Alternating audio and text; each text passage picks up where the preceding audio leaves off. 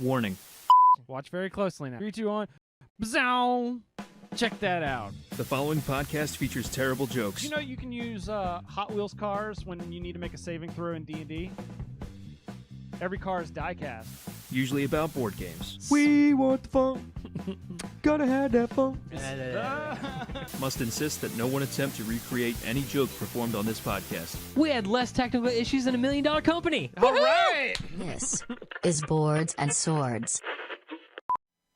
Welcome to Boards and Swords. This is a podcast where we feature bad jokes, good folks, and some tabletop games. I, of course, am your host, Chris Renshaw, and I'm going to throw it over to our good folks this week.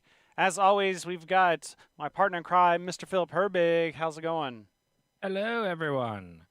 Welcome to the show. And then joining this week, we have Jim Johnson from Modiphius, who is, I was corrected earlier, is the project manager and line editor for the Star Trek Adventures RPG. Hey, everybody. Thanks for having me on the show. Really appreciate it. Excited to be here. So other than just saying it's the Star Trek RPG, what's the quick and dirty 30-second pitch for why should a Star Trek fan play Star Trek Adventures? Why a Star Trek fan should play Star Trek Adventures? Well, if you've watched any Star Trek and you love Star Trek and you want to bring the Star Trek feel and experience to your gaming table and play a tabletop RPG live or virtual, like present with your friends on a table or virtually, Star Trek Adventures was built from the ground up to emulate that narrative, dramatic Star Trek feel. It's baked right into the system, so it is the one to use. We've been going at it for 7 years now, going strong.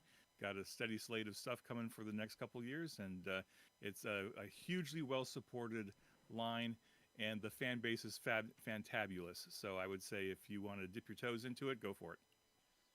Awesome. Well, we're going to be talking a lot more about that as soon as my mouse stops going all over the place. But we're going to talk a lot more about Star Trek Adventures and the fact that Jim is probably the one of the few people that can out-Trek Philip here. I was really excited about it because it's definitely something that Philip has a big passion for. So I knew he'd be super psyched to hear. He was our GM for Star Trek Adventures when he got us to play. Yep. Oh, very cool. Also, and because our names are in the book. That's right, because you backed the thing, or the original. I did the thing, playtest. And I got That's our right. playtester names in the book. Right. Mm-hmm. And then Back in the core book. because Star Trek Adventures was your first time GMing, wasn't it? Yes, it was. So, but like I said, we'll get back to that. But first, we have some news pieces. And starting off here. Nice. You actually did put it on the soundboard. Did. Nice. Why are Canadians better at ChatGPT? It is called AI. Oh. So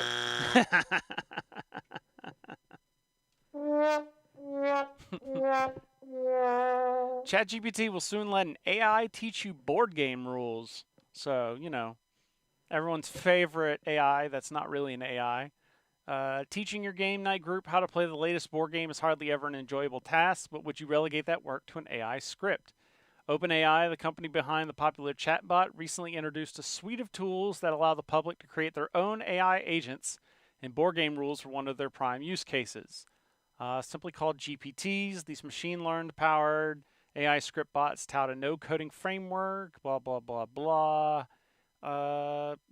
People have been using these to make D&D characters. Let's see. Where does it get? Okay, so how does the board game rules GPT actually work? Not sure okay, so there's not actual, but basically you have to pay for it. Yeah, it's right now the GPTs are currently limited to premium OpenAI accounts, meaning you'll need to pay a fee to let your own script or internet randos bot later on teach you the interest key. So someone has to pay to get it to do it, but then I'm assuming after that anyone can use it maybe. That could be a thing. It's like someone's got to pay to program it. But I would want to see how Rodney from Watch It Played thinks this is going to work. Yeah. It's also like I'm just sitting here thinking you're just all it's doing is just reading it's just it's not like it's speaking to you. It's just giving you a bunch of text to read. But literally you have a rule book that's a bunch of text to read. So it's like is it just condensing the rules? Like is that what the only thing that this would actually do? Maybe that could be.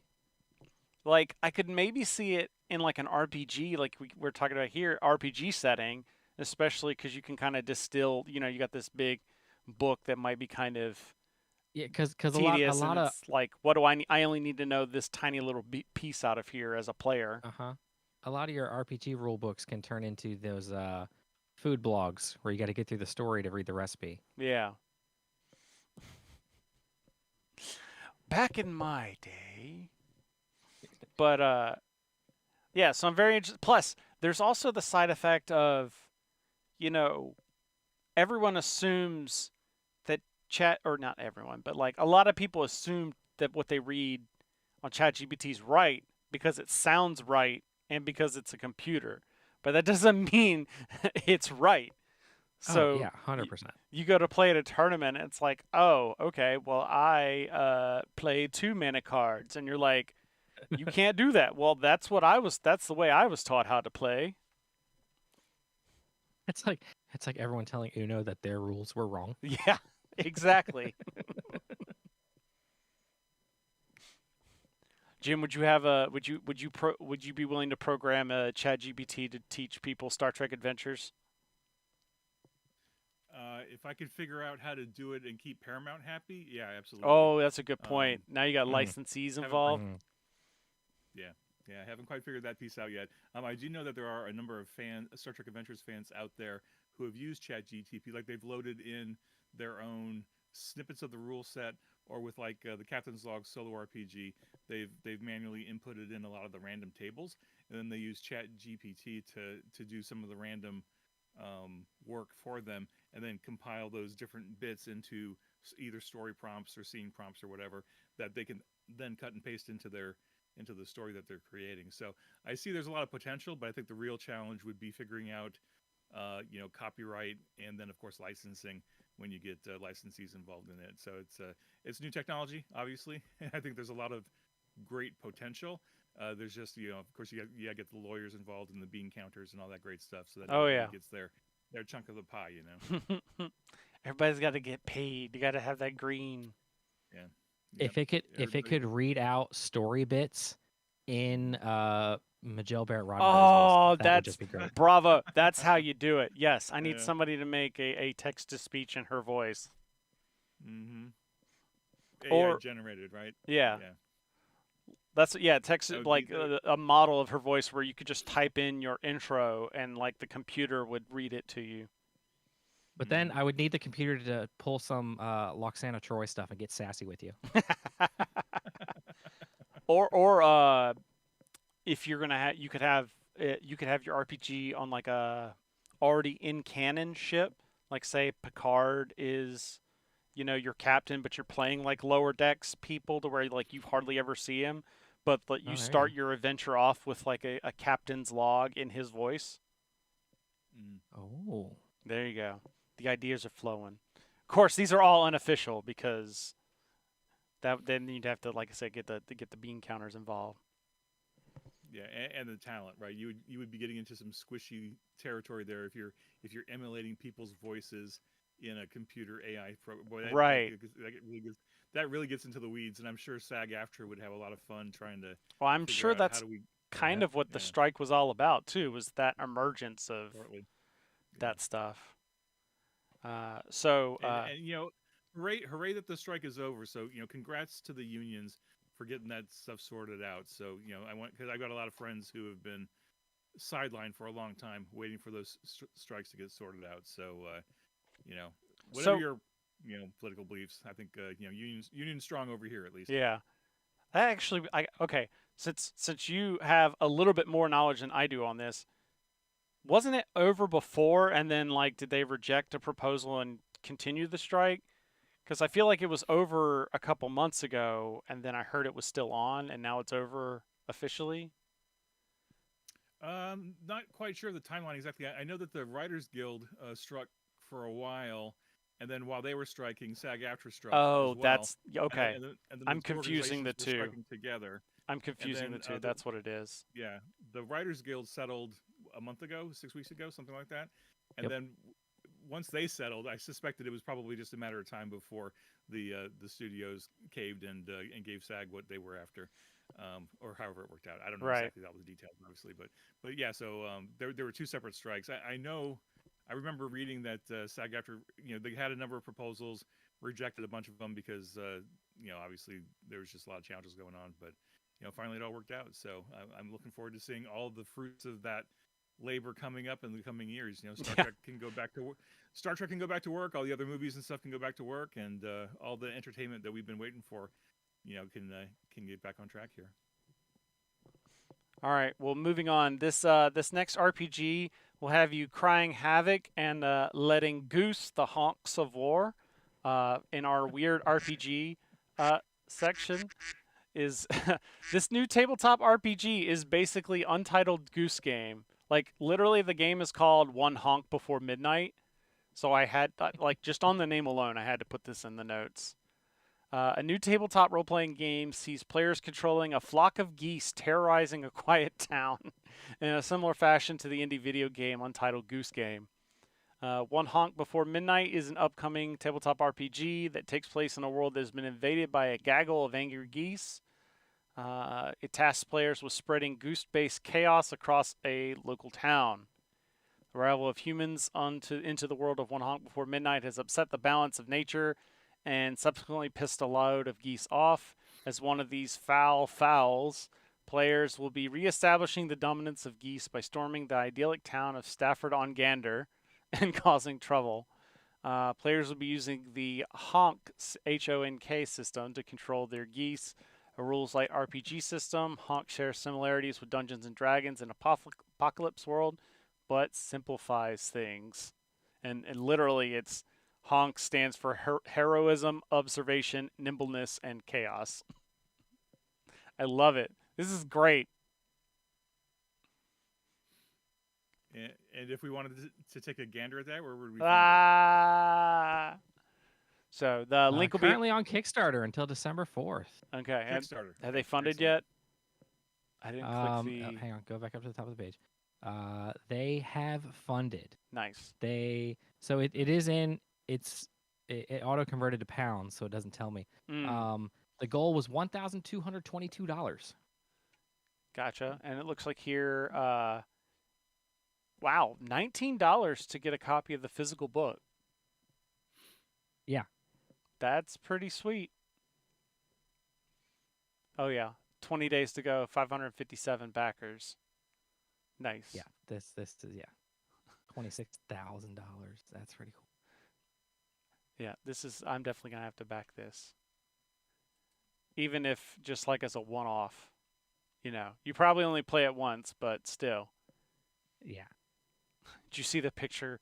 It's the three gooses in a trench coat. The three geese in a trench coat. Yeah, because I saw a TikTok yesterday of somebody who cosplayed as three kobolds in a trench coat. You sent that to me. That is with like the moving heads and everything. That was great. Yeah. All right. So this is truly the golden age of gaming. You can make a game out of literally anything. Yeah. And get it up on Kickstarter, give it a chance, see what happens, see what kind of response you get, and it's so cool to see the creativity that's out there. I remember I saw it was a free PDF because I think it was done one of those what are they called, it's like one of those game development things where like everyone just spends a weekend making a game and then you put up what you did. I forgot what it's called. But it was powered by the Apocalypse world, or it was an RPG. It was a Powered by the Apocalypse RPG about making Powered by the Apocalypse games. Okay.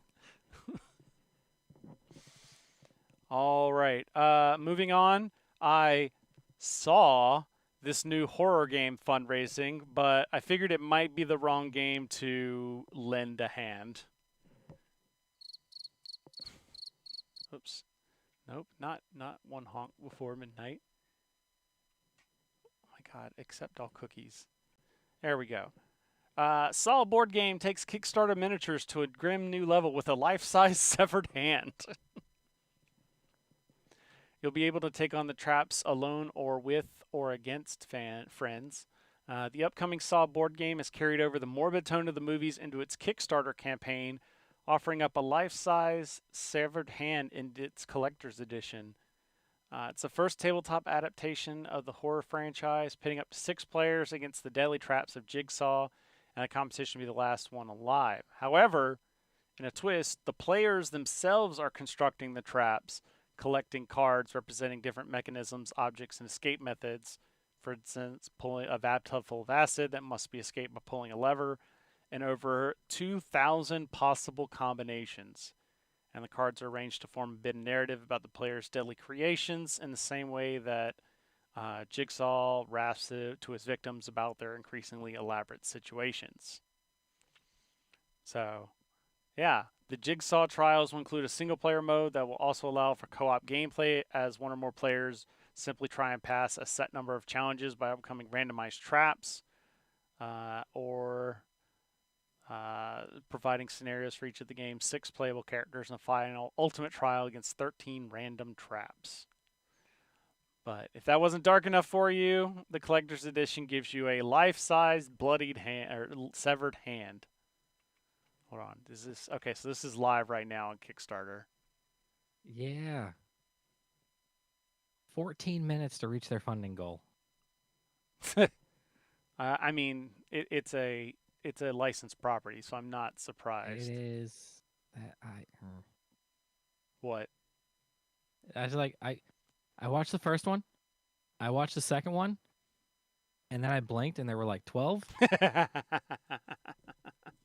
Yep. Look, that hand looks bigger than the box. Yeah, that's kind of crazy. My only hope is it's just like it's hard plastic. Why is that? That's my because I don't want it squishy. Oh, so Okay, you have to. It can be life size. I just do not want it life like. There's a separate box for the severed hand. The bottom of the severed hand box contains the trap blueprint from the game box. This is used to display the hand and recreate the box art. And a slipcase that houses the game and severed hand collectible box. Like, does the hand actually do anything, or is it just? I think it's just there to have it. Yeah. Oh my gosh, look at the actual player pieces. Like, you can detach the arms and legs. Like they're like, it looks like literally a jigsaw puzzle. It said that you like you take damage, and just like in the movie, you don't heal. So if your arm gets chopped off, yeah, you're missing an arm. I mean, that's pretty creative, but I don't know, man. Yeah, I'm probably gonna have to show this to Ashley. This seems like up her alley. Yeah, definitely not. Use the hand as the first player token. Yeah, that would be it. Never really got into the Saw movies. Me neither. All right. Use the hand like an old-timey, you're an old-timey British knight throwing down a gauntlet. How many people are going to have the hand like in their sleeve, and then they go to like shake someone's hand, and then the hand comes, oh my God! Oh, that's going to happen so much next Halloween. Everyone who bought that version. Is there dice in the game?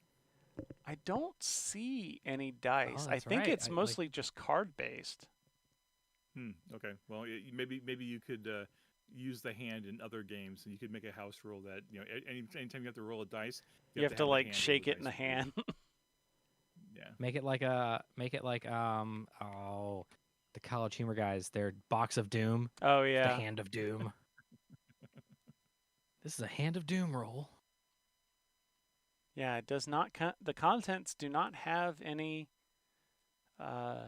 6 workbenches, 6 character jigsaws, 1 saw token, 6 character cards, 64 damage tokens, and 123 gameplay cards. So this is just a card. It's basically a card game with some player boards. That's going to be that's most of the gameplay there. Well, moving on past Halloween to Christmas, we're getting towards Christmas time, and Wizards of the Coast is bringing the murder, that is.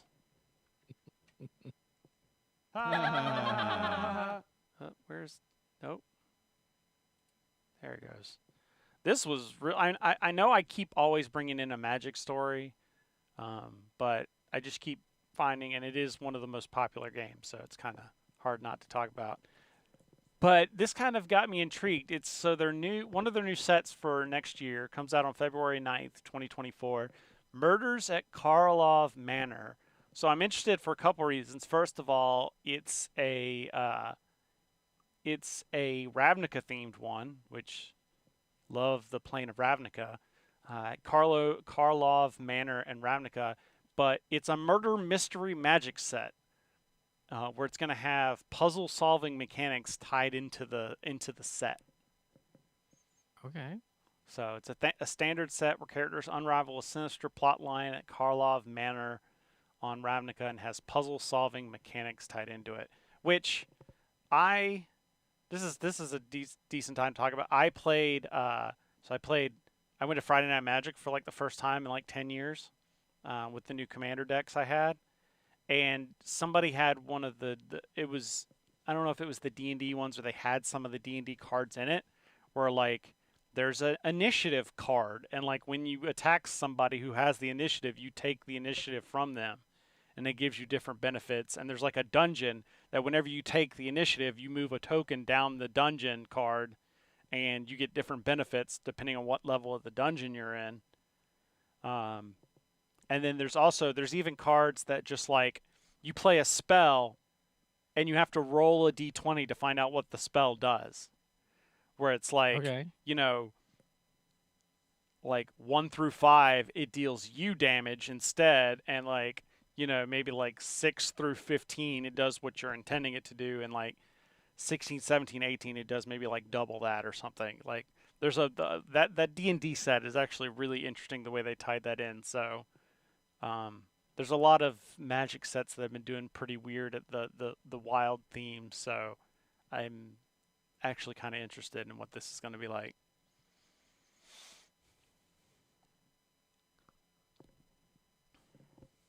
All right, last story here. Let's see here, and to finish things off, as I accept another cookies thing. Blizzard is going to make me Diablo a lot of money soon. And that is a Diablo board game and tabletop RPG are on the way. So BlizzCon was a couple weeks back. But yeah, we're going to have not only a Diablo board game, but a Diablo tabletop RPG as well. So the latest in the Demon Slaying franchise that started life back on the PC in 1997. For those unfamiliar with Diablo, the games typically follow the player's hero, potentially with a party of pals in multiplayer, as they slay their way to hell and back in a series of dungeons filled with skeletons, demons, and other monsters. The action RPG gameplay will give your mouse-clicking finger a good workout, but in the details in the announcement were sparse. It sounds like Diablo the board game and Diablo the role-playing game will stay true to their namesake's dungeon-crawling roots, while also delving into the wider lore and mythos of the world of Sanctuary, the various demons that lurk underneath it, and the angels pitted against them in eternal conflict.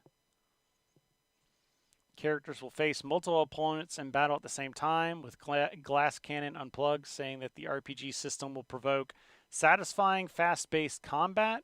Also, I think... Wasn't Philip, Glass Cannon Unplugged, wasn't those the people that we talked to that were working in the that Netflix show and their RPG and they got canceled like right when they were about to kickstart it or whatever? I feel like we just talked about Glass Cannon Unplugged like a couple weeks ago. It might be a different familiar? Glass Cannon. That's true. There's a couple. We were having a chat about this. Yeah, we were having a chat about this internally at Modiphius, and we think there's two different glass cannons. There's one in the UK and there's one somewhere else, and a couple of us were a little confused. We're like, oh wait, that's not the same glass cannon, so Right. not quite sure which is which. It's entirely possible. This one, I would imagine this might be considering the CEO is Jacob, like Jakub. I imagine that might be the UK one. Could be wrong, but it's due to release the RPG is due to release at next year's Gen Con. The next 12 months will be spent playtesting the game.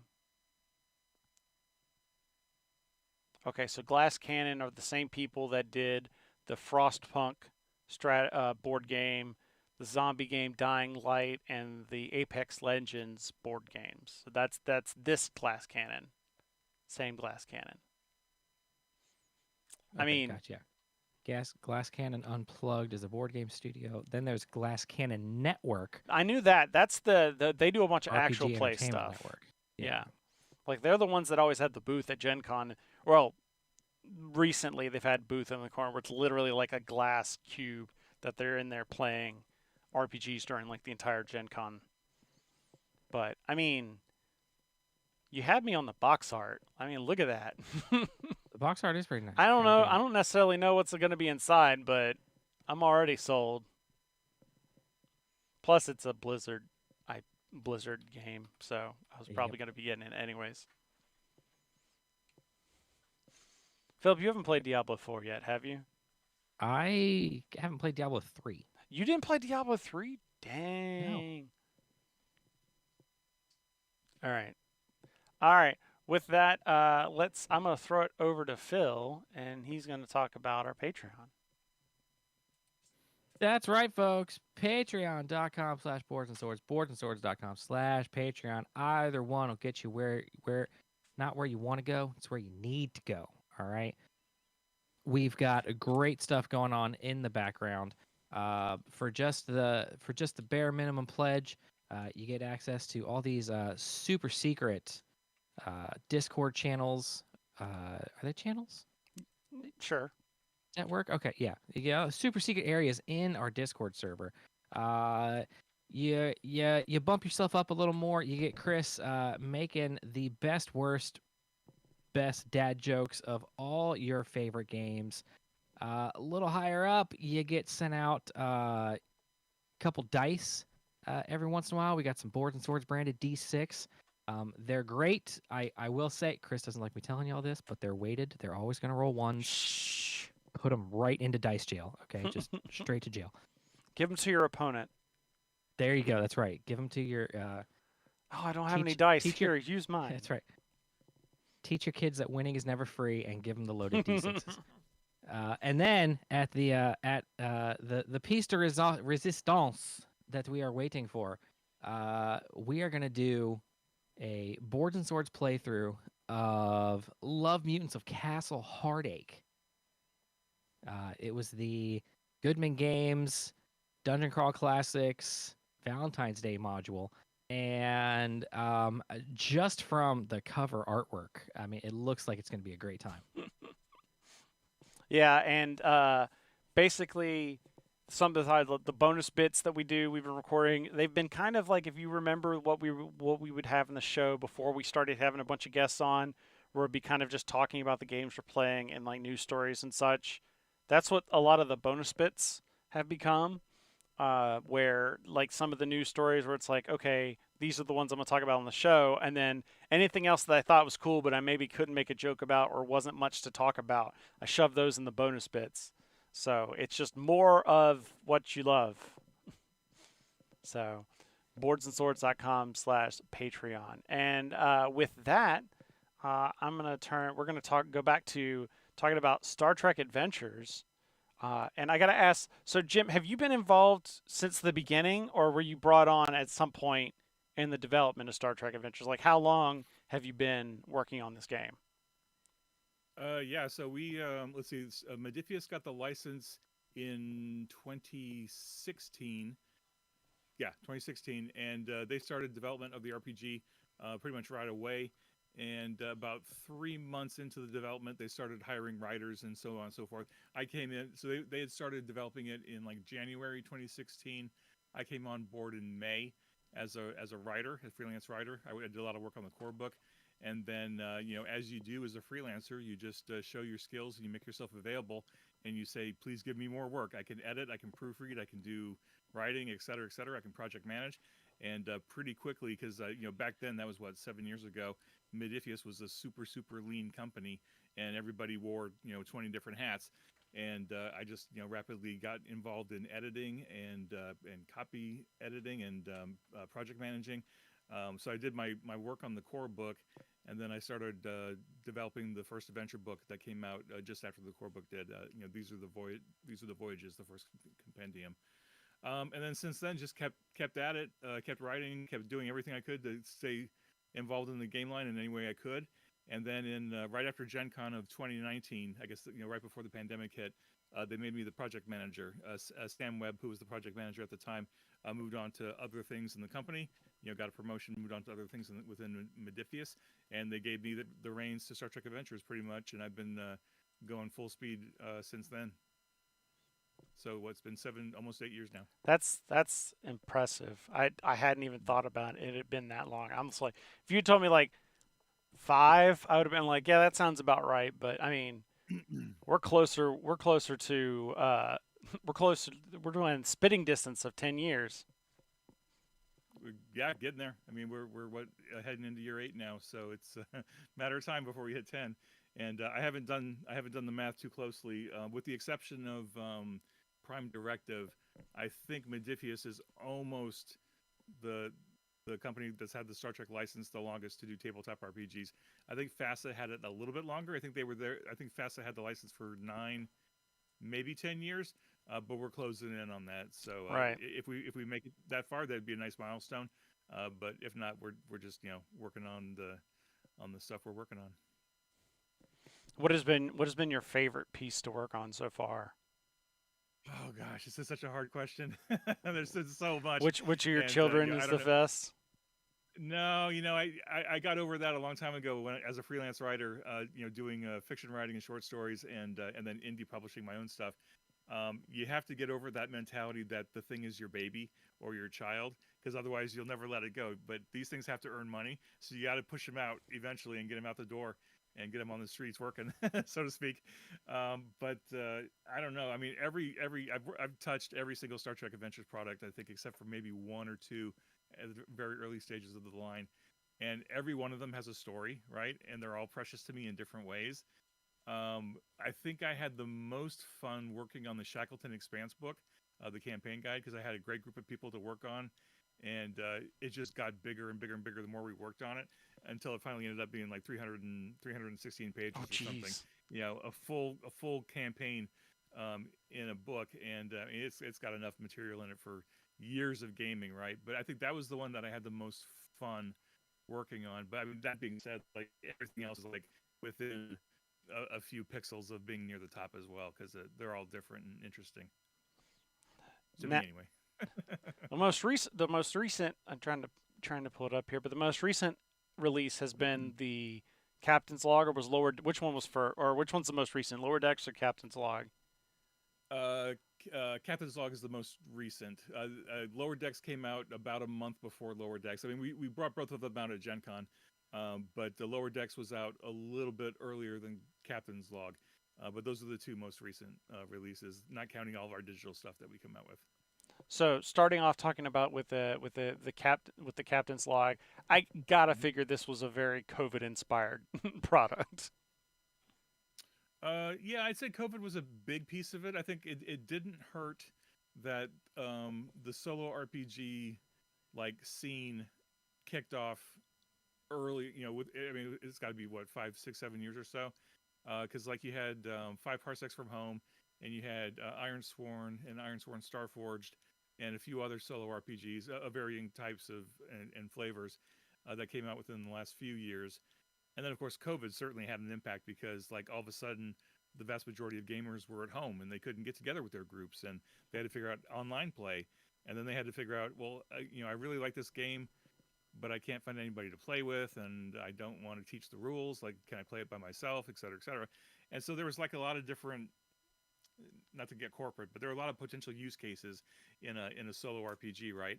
And we knew that we have a worldwide, well-known franchise, and it's like, well, can we do a solo RPG for Star Trek? Why not? Let's give it a try. And so we took our shot, and it's still fairly new. It's only been out a couple of months, right? But so far the feedback has been pretty good. But what I'm really the most excited about is the feedback that we've gotten from people where they've been telling us, I never had a creative outlet for the stories I wanted to tell in the Star Trek universe. I had no way to write a story or tell a story. I didn't have anywhere to share it. This toolkit that you've given us with Captain's Log has unlocked that, and now I can tell my stories that I want to tell in this universe, and then post them online, put them on YouTube, on Twitch, on all the different fan fiction sites, whatever. And that's the biggest reward for me, is seeing that we released a product and that helped so many people be creative and add to the universe, like add to the Star Trek tapestry, so to speak. So it was kind of self-fulfilling in a way, because like I want to enable people to tell Star Trek stories, and this book enabled them to do it, because I love to read, right? And I'm a whale reader. I read everything I can when I have time. And so I'm getting to read all these stories that people are creating. And I'm like, yes, give me more Star Trek stories. So it's been exciting, because I know that someday the license will move on to somebody else, but I'll be able to look back and read everybody's stories, because the internet is forever, of course, right? So anything I haven't had a chance to watch yet, or read yet, or listen to yet, I'll have a chance to catch up and just get to enjoy everybody's amazing creativity that's out there. Yeah, Phil, did you see that there's different covers based on what age you want to do? You want to, was it TOS, those old scientists? Mm-hmm. And then the TNG and DS9 and even Discovery. Yep, So by you- DS9. DS9 / Voyager. Yeah. There goes my microphone. Excuse me. Shouldn't do that. So how much of the Captain's Log retains the core system of Star Trek Adventures? Oh yeah, great question. So Captain's Log is a streamlined version of the 2D20 system that we use in Star Trek Adventures. We retained the core mechanic, of course, and then momentum and threat have been not simplified, but streamlined, where instead of having up to 6 points of momentum and an infinite number of threat, you either have threat or you don't, or you have momentum or you don't. So we made it very binary. We simplified extended tasks. We simplified combat. We really tried to lean more into the narrative and the narrative flow of things, and try to focus on that. So I think Captain's Log could probably be a good introduction to STA and 2D20, but they are separate standalone systems. Like if you bought Captain's Log, you don't need to buy anything else from the game line to make it work. You just need a couple D20s, and you're off and running. You don't even need the challenge dice. We took the challenge dice out of Captain's Log just to try to keep it streamlined and focused on the storytelling. And it looks like, just as we threw it up on the screen there, but it's a pretty cheap intro point, for just the PDF by itself, $18. Mm-hmm. That's pretty legit. Yeah, I mean, again, we tried to make it easy for people to get into it. I mean, even if you're just casually interested in STA, I mean, go get the Quick Start. The Quick Start costs you nothing, but the time to download it, right? And we have two flavors. We have we have a Starfleet version and a Klingon version. So if you want to get your Klingon on, go download the Klingon Quick Start and try that out. But for Captain's Log especially, we knew it was basically a core book unto itself, and we packed as much information into it as we could about Star Trek in general, because we were trying to target like the casual Star Trek fan, the new Star Trek fan, and also the casual gamer and the casual Star Trek gamer, or the casual RPGer, who maybe didn't know a lot about Star Trek but wanted kind of a primer of the universe. Like, I kind of know Star Trek. How do I get into it? We tried to pack in, some key information about the setting, about the universe, the key players, the key species, worlds, that kind of stuff, and then put in the rules system in there too. I mean, really, the rules itself is only maybe 30-35 pages of the book. Everything else is lore and character generation and starships and random tables. There's just a ton of random tables in here. There's like, I don't know, like 100 something random tables, and those are all used along with the probability matrix to help people generate the story and the plot points and the inciting incidents and all that other stuff that goes into a story. Now you were talking about that there's multiple use cases for this kind of thing, but I have to imagine one of them is also like people to develop their regular Star Trek Adventures games of like giving you an outlet to kind of flush out some of those adventures and use some of those ideas that maybe didn't get used in a game. Yeah, absolutely. I think it harkens back to what I remember loving back in the 80s and the 90s when like every RPG seemed to have tons and tons of random tables, like random generators, or whether they were encounter builders or just like random things that you could fold into your game, either as a game master or as a player, but especially a game master, because like as a game master, we're so strapped for time, right? It's hard to think of stuff. For me anyway, it's hard to think of stuff off my head, like character names, locations, specific traits or something. And to have a random table right there in front of you that's themed to whatever you're playing is just nice. Just roll a quick dice, grab something off the table, and you're off and running. And I've noticed on social media with the game, once Captain's Log came out, a lot of game masters are using the random tables to supplement their Star Trek Adventures gaming.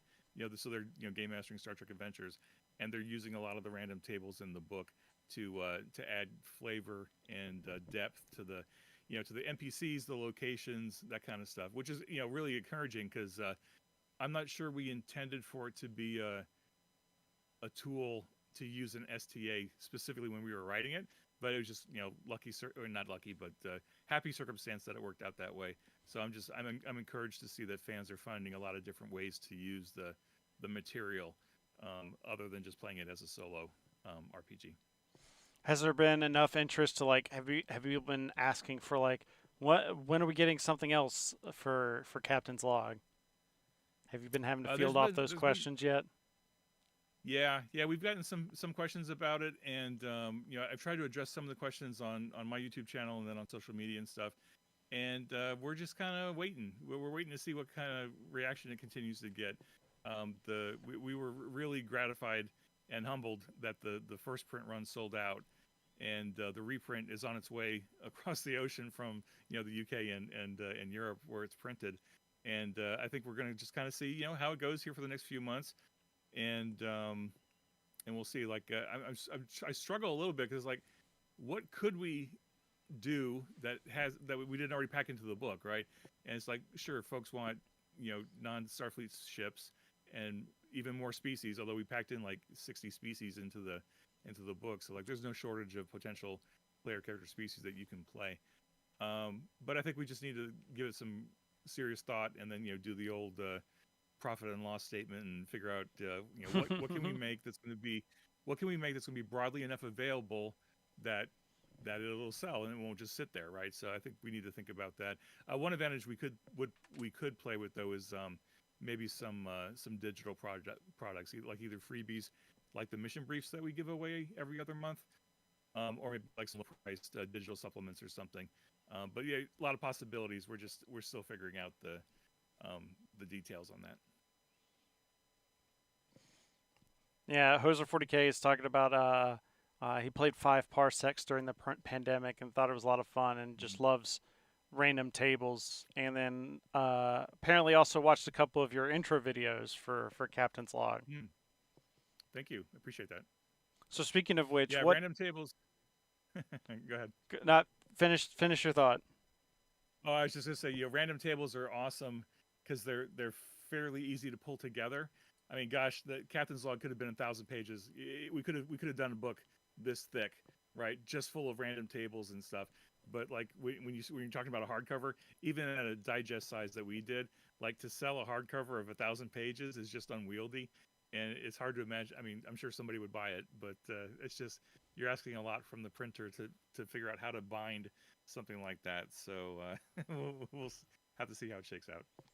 You mentioned your YouTube channel, and just to let people know what kind of information is it? Just more details on, or just more about Star Trek Adventures, or what are you shooting for with your YouTube channel? Yeah, I'm still figuring that out, and I've been so busy over the last couple of months that I just haven't had time to get back to it. But and I know content is king, and like the more content, the better. But right now, I'm kind of playing with. Right now, it's a catch-all of Star Trek Adventures, Star Trek, and then writing because I'm a freelance writer. I'm a fiction writer. I've been at it for 30 mumble years, and I think I can pay it forward and help newer writers as they're coming along, but also gain insights from other writers. So I'm kind of like right now it's a catch-all of freelance writing, fiction writing, Star Trek Adventures, and then like I do product reviews from time to time, usually themed around Star Trek. Like I've done a lot of Blue Bricks. I mentioned this is the Defiant right here. The Blue Bricks is a German company that has the license to do Star Trek models, like similar to Lego. Building bricks, the quality is almost as good as Lego. Not quite there, but oh gosh, they're so close. So I just like doing that kind of stuff, like because I just like sharing my passion with people and growing it so slowly, subscriber by subscriber.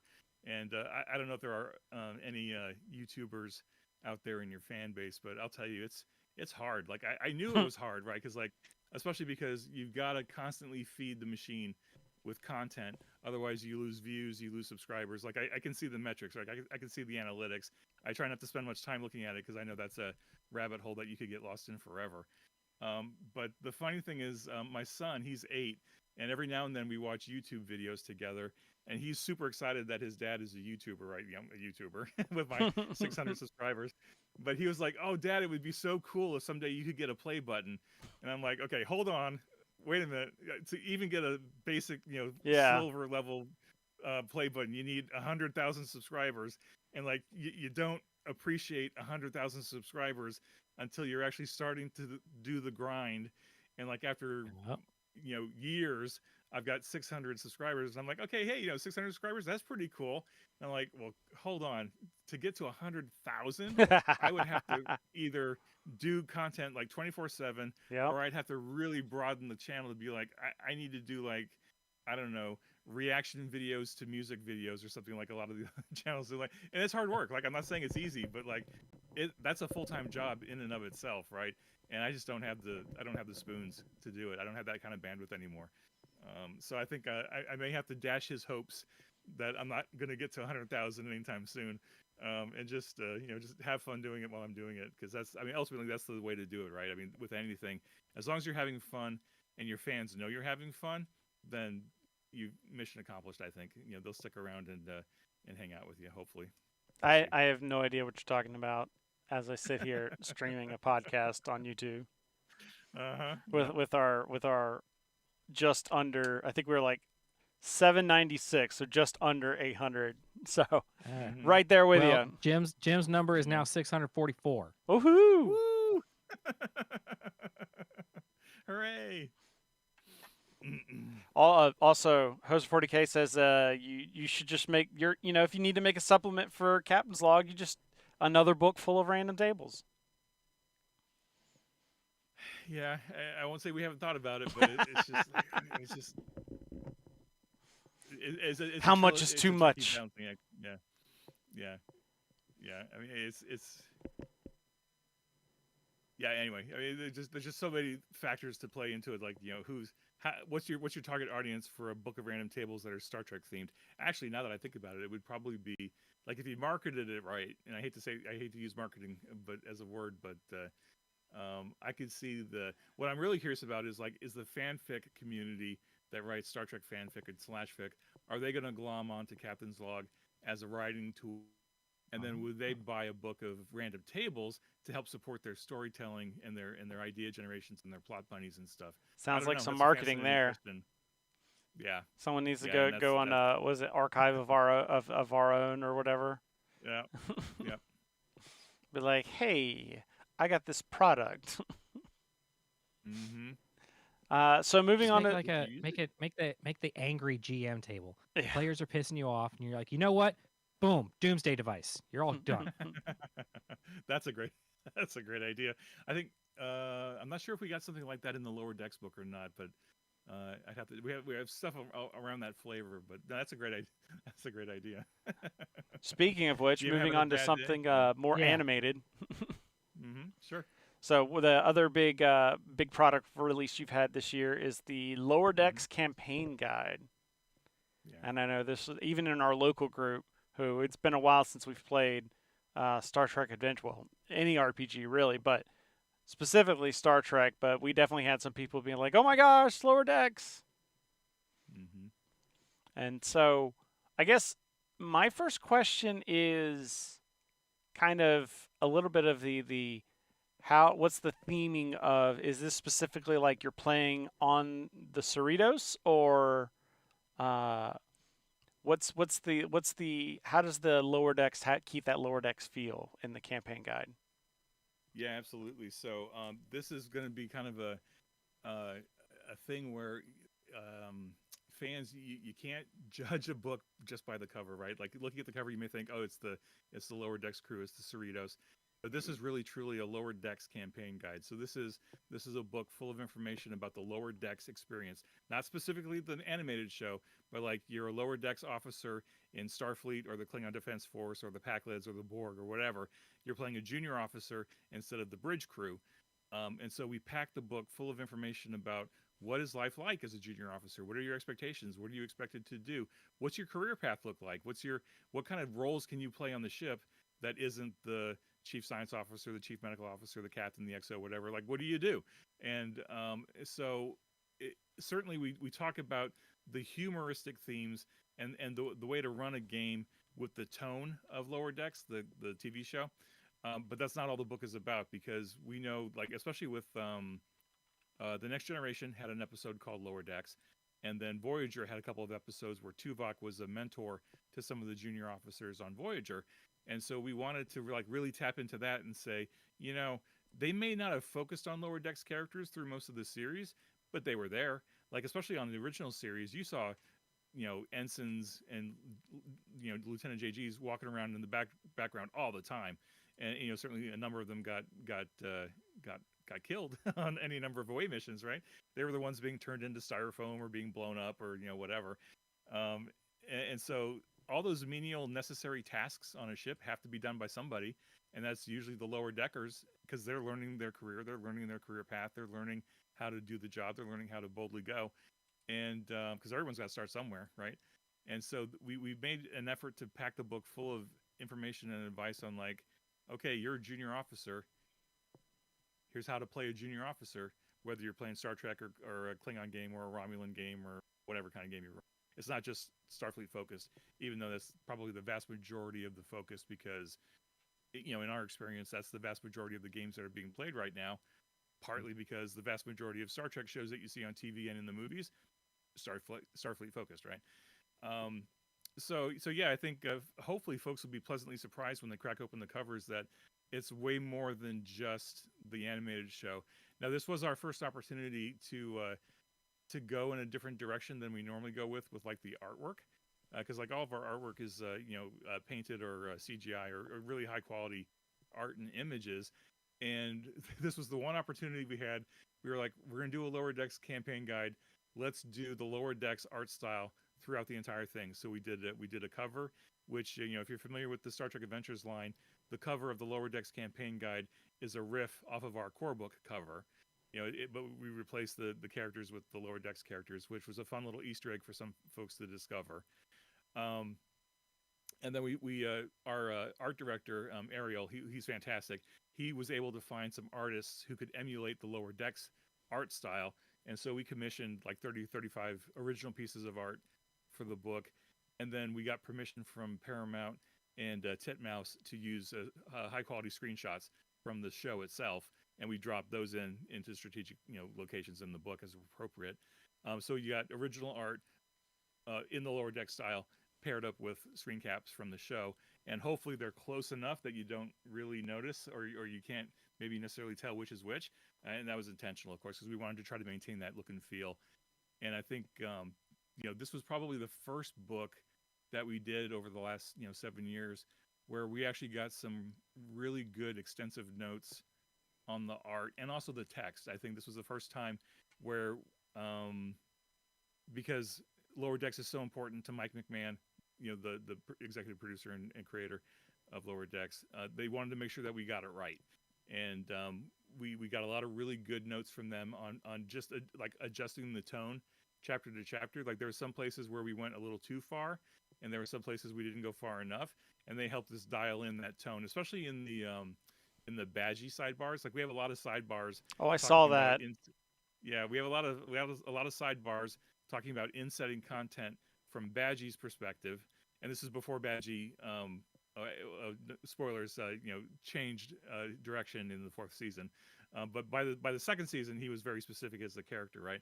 And so some of those sidebars that we wrote were a little too malicious, even for Badgie, and some of them weren't malicious enough, and so we had to like really, sidebar to sidebar to really dial them in a little bit. So that was a really fun exercise. But yeah, so it's Star Trek content through and through. So like, hopefully, fans who check it out will see that it's made with a huge amount of love for Star Trek, just like Lower Decks is. And it's not just about the animated series; it's about all Star Trek. We try to pull in everything from Enterprise all the way out to the end of Nemesis and beyond. And I think we even touched on the 32nd Century a little bit because of Discovery. So it's a complete guide to the Lower Decks crew member experience, independent of the animated series. Nice, because you can. I mean, that was a long getting plug. getting the feel is pretty easy. As far as I feel like most Star Trek adventures, people making their own. I mean, because at least when I tend to do it, they probably tend to be in more of that comical style, anyways, and very self-referential humor. So it probably, I would imagine that feels pretty easy to then map over to an RPG book.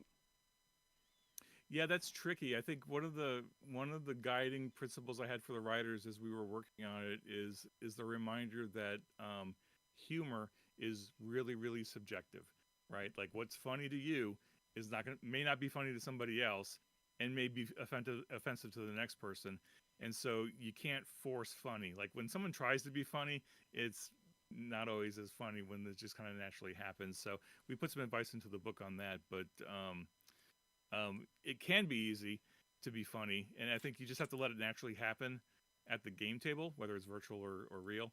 And certainly, check in with your group. I think we put some guidelines, not guidelines, but guidance in the book saying, have that session 0 with your group, and like figure out collectively what's your sweet spot. Like how far are you willing to go? When do you want to pull back? When do you want to fade to black?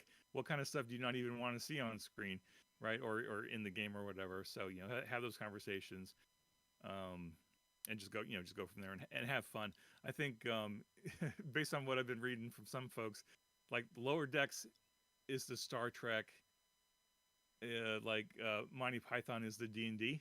Like plenty of my D&D campaigns, I get it, have devolved into Monty Python quote-alongs, and I think that's really easy to do with Star Trek. We have Lower Decks now, and you can bring in that kind of irreverent humor and still make it feel honest Star Trek, right? I mean, I think they do a great job on the show doing that, where you've got Boimler going off on a rant about how Starfleet doesn't want to protect people from the Romulans and the Borg. They want to go off exploring the cosmos and studying quasars, but they have to do it, damn it, because someone's got to do it. So like there's that fine line that you can play with there, and we tried to get that in the book, and just hopefully fans will see it and make use of it. Nice. Now both of these products are available. You said the physical version of Captain's Log is sold out right now, and you're waiting for the reprint to ship over. But is Lower Decks available in both forms as of right now? The last I checked, yeah. I mean, I think I looked at the inventory last week. I think we've still got 40 copies in the U.S. in the U.S. warehouse. I think it's sold out in the UK, and around the world. And we still have a few copies left in the U.S. Of course, it's available all the time on PDF. But I believe both Captain's Log and Lower Decks, if they are sold out, they're both available for pre-order now on the web stores, the Modiphius web stores. And the stock is, last I heard, it's imminent in the UK, because of course the books are printed in Europe. They go to the UK first, and then from UK they get on a boat and they come to America. The boats from UK to the US have gotten faster since the pandemic. There was a point during the pandemic where Oh it was yeah. taking 6 months for a boat to go from UK to America, which is ridiculous. But it wasn't just the boat; it was the piers and the transport and the freight and all that other stuff. And heaven forbid a port gets shut down because of COVID, because then your boats are just sitting in the harbor for weeks waiting for somebody to get healthy enough to unload them. Right? These are just things we cannot control. But anyway, the books are available for pre-order now if they're not actually in stock, and fulfillment should be happening within the next 6 to 8 weeks or so, just however long it takes people to unpack the crates and ship them and all that good stuff. So yeah, both those books are on the way again. Awesome. And will y'all be at PAX Unplugged? Because that's just around the corner here. I don't believe so. Okay. Modiphius is doing better with conventions. They're still figuring out how to have presence everywhere, and because the vast majority of the company is UK based, it's hard to get people over here on a regular basis because it's not cheap to Right. fly people over here. I'm on the East Coast, but even I can't travel everywhere. So yeah, I don't think we have any planned presence at PAX. Maybe next year. Now, is there? I realize the answer to this is it'd be expensive, but have y'all worked on? Has there been any thought about getting some of the actual Trek talent to sit down and do like a actual play or for Star Trek Adventures? Oh, we've talked a lot about it. I think the earlier mentioned SAG after strike really hurt because there was a point where the talent couldn't talk about Star Trek, right? They just couldn't talk about it because they didn't want to Right. accidentally be seen as scabs, and they didn't want to be crossing the picket line or anything. So for months, like all the talk we had been doing earlier in the year kind of got put on hold. And we're like, oh, damn it, we can't do it now because we have to respect the strike. We wanted to respect the strike and respect our partners and our friends. So now that strike has been resolved, now we can start talking again. I would be beside myself if any of the talent wanted to get involved in a live stream or a charity event or something. I know some of them are active, avid gamers and are familiar with Star Trek, and I know that I just drew a blank on his name, but he played Captain Shaw in Picard season 3. I'm killing myself. I just drew a blank on his name. He's a huge gamer. He's one of us. He's in the gaming industry. He was at Gen Con. He's published stuff. He bought the tricorder set, the tricorder collector's edition set, which is on my shelf around here somewhere. And he was like, "I'm going to run this someday." And we were like, "Please, let us help you. Let us give you stuff, and let us help you set up that event." And it just hasn't happened yet. But I know that a number of the talent and a number of the behind the scenes talent, like the writers and the producers and some other people, like a lot of them are familiar with the game. A number of them play the game, and it's just a matter of like figuring out when are the stars going to align to make it happen. So I remain hopeful that something will come together next year-ish maybe, but we'll just have to see what happens. We've been growing this game for 7 years now, and I finally feel like we're at the point where there's enough inside knowledge of it that maybe something cool could happen. But in the meantime, we'll just have to see how it works out. I mean, I think we know the right people. It's just a matter of the schedules connecting and making it for the right reason. I don't think we'd want anybody to do a live stream just for the sake of doing it. I think we'd want to make it meaningful. Make it a charity event or something like that. I got to imagine that all the increased push that D&D's been having into getting like actors to do stuff like that has got to be trickling down to other games like this, where it seems like it'd be definitely more practical nowadays than say 5 years ago. Yeah, I don't know. That's a great question. I mean, I've always thought, especially the more I got involved in Star Trek Adventures and the more I got involved in the project management and like the business side of things, the more I'm really feeling like D&D is an industry unto itself, right? It's very true. It's its own 8,000-pound gorilla thing over here, and then you've got everybody else. Yeah. even like Paizo and White Wolf and Green Ronin and some of the other big companies, Steve Jackson. They are very large, players in the industry, but like I don't think anybody else is anywhere near Wizards of the Coast in terms of their ability to sell out a printer and to the point where they can't. The printing industry in America says we don't have enough paper to print all the books that you want to make, Right. And then all the other people that are in the rest of the industry are like, well, shoot, if they can't print of all Wizards books, how are they going to have any room for ours, right? And that's a real challenge. But I want to say that there's been a trickle down, but I'm not sure because I think again, D&D is its own thing. I think, ideally, I would love to have talent working on Star Trek and getting involved in Star Trek Adventures and doing streams and Twitches and stuff. But I don't think Critical Role or the talent that's been connected to D&D have directly influenced that. Maybe indirectly, in the sense of we sit around and like, oh, wouldn't it be nice if such and such happened for us? But I think it's just there's such different worlds in my brain. It's hard to imagine any other game competing at that level.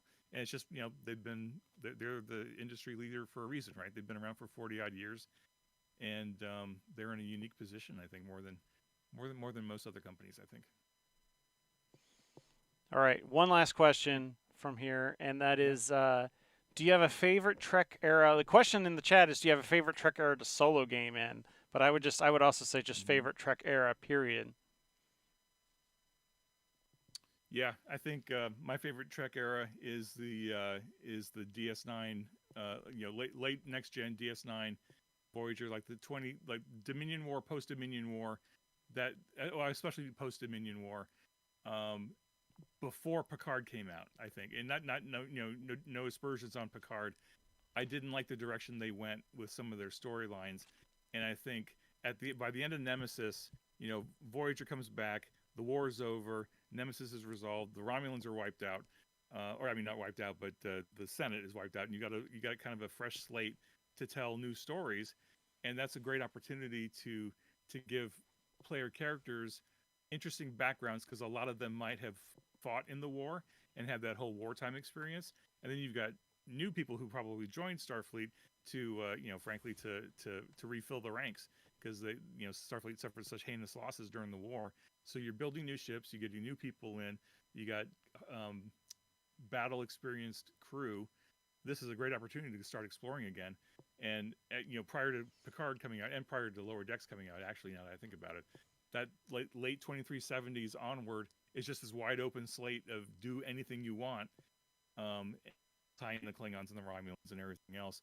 I think you could even do that now with Lower Decks because I think Lower Decks has made a lot of changes to not changes, but they've continued the timeline, but they haven't done anything so incredibly significant. Like, they didn't do the Hobus supernova and blew up Romulus. But I think there's just a great opportunity for storytelling in that post-Dominion War space. I guess certainly you could take the events of Picard and fold them in as appropriate, or just kind of like quietly ignore them and just let them be in their own little corner of the universe, and then just do your own thing. I guess it depends on how much the group wants to adhere to canon or not. But for me personally, I think it's the post Dominion War is the most exciting time period. That being said, though, I think I need to shout out a very special second place to the Enterprise era. I think the early that whole Enterprise era where everything was new, right? Like we have these pokey little ships that go warp 5 at best, or they're going warp 5 and you can feel everything shaking and your fillings are shaking and everything else.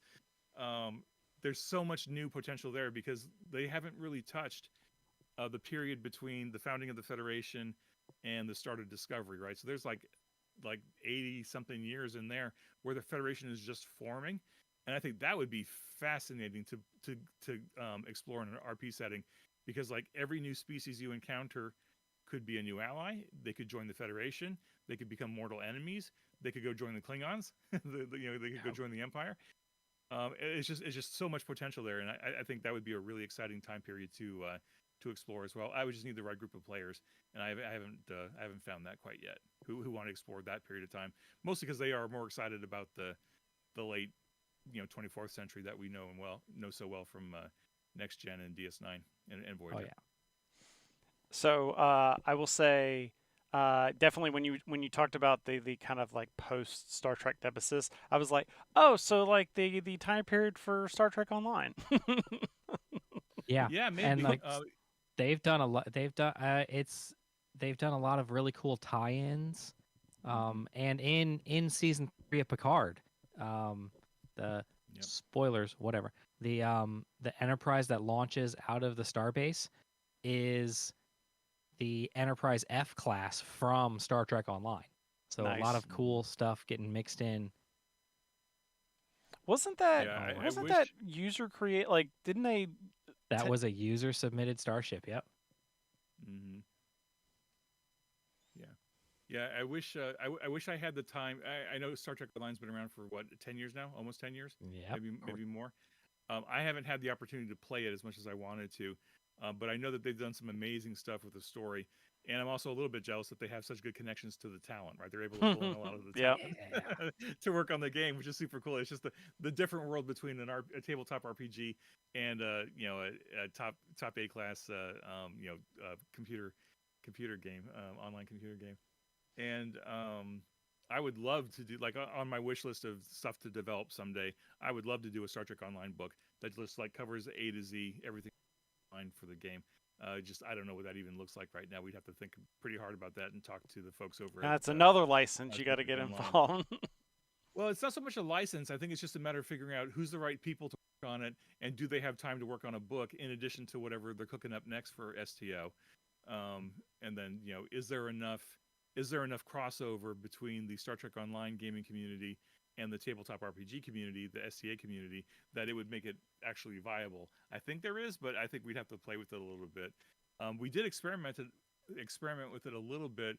A year and a half ago, we came out with the Utopia Planitia source book for Starfleet, which is just packed full of starships that you can use in your game.